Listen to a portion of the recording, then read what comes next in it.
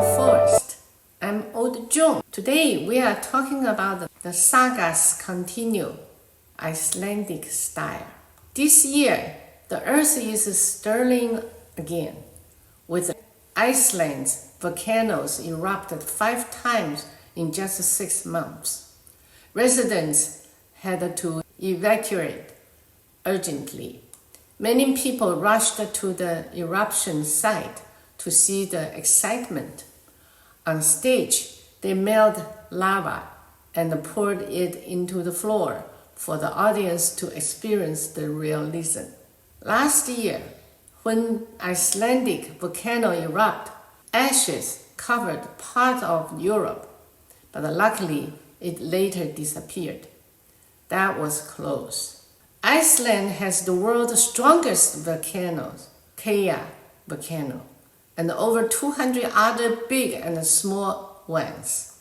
I remember during the 2008 financial crisis, Iceland faced issues with national debts. Landsbanki, Iceland's bank, owned huge debts to UK and the Netherlands. In 2011, there was a public vote in Iceland, and the people voted yes to not paying back. The reason was that all investments come with risks. The UK and the Netherlands lost, so they had to accept it. Even though it was on a national level, they still lost. I remember being shocked at that time. Even at the national level, Iceland managed to avoid repayment through a public vote. Amazing, amazing. Later shows that Icelandic people still have the toughness, wildness, resilience of the Viking era. There was an episode before about global warming and the scramble for the poles. The Arctic and the Antarctica and even outer space are considered the common properties of human beings. But in reality, it's still about who has the power to take control. In early August 2024, Chinese leader Li Qiang met with Putin to strengthen Arctic strategies and development plans.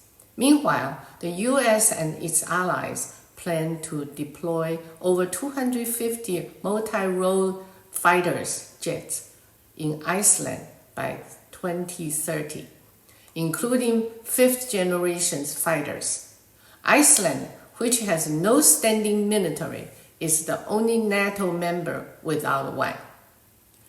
Keflavik Navy Air Base in Iceland is used by NATO forces. Iceland is one of the 6 countries bordering the Arctic Ocean: US, Russia, Canada, Denmark, Norway, Iceland. It's a strategic point for the NATO in the Arctic region.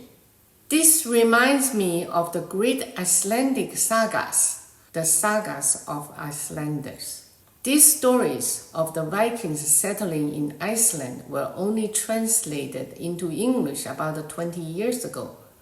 They tell the local tales from the 9th to 11th centuries, passed down orally through generations to generations. They are full of wit and violence, very different from Chinese culture.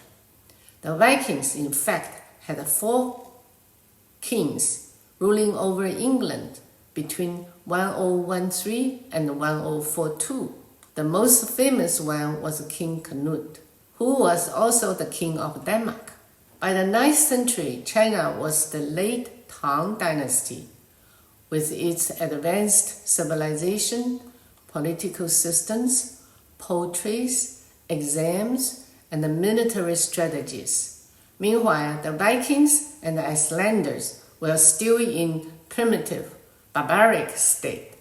Yet, 800 years later, they would defeat China so badly, it's unbelievable. Iceland has a democratic election system, usually governed by 3 political parties. It's very liberal. They even once elected a lesbian female president. It reminds me of the American chess champion Bobby Fischer. At just 6 years old, he was already a chess master, and by 13, he could play against 10 chess players at once. I saw a video where he moved from board to board, playing a move at each, and eventually he won them all. Genius! In 1972, he beat the Russian world champion Boris Spassky, making the first time since World War II that an American became the world chess champion. However, Fischer had many anti-American government views, and his passport was revoked. After he was arrested in Japan in 2004, Iceland stepped in and granted him political asylum. He lived in Iceland until his death. As legend said, Bobby Fischer's IQ was 181, and he even missed one game in his last championship against Russian Spassky. He absent one, let him win. But at the last game, Spassky, in the middle of the game, he gave up. He acknowledged his failure. So, Bobby Fischer was a genius. There's no question about it. In May 1997, IBM's computer Deep Blue played against the world chess champion and win. It was the first time a computer defeated a human world champion.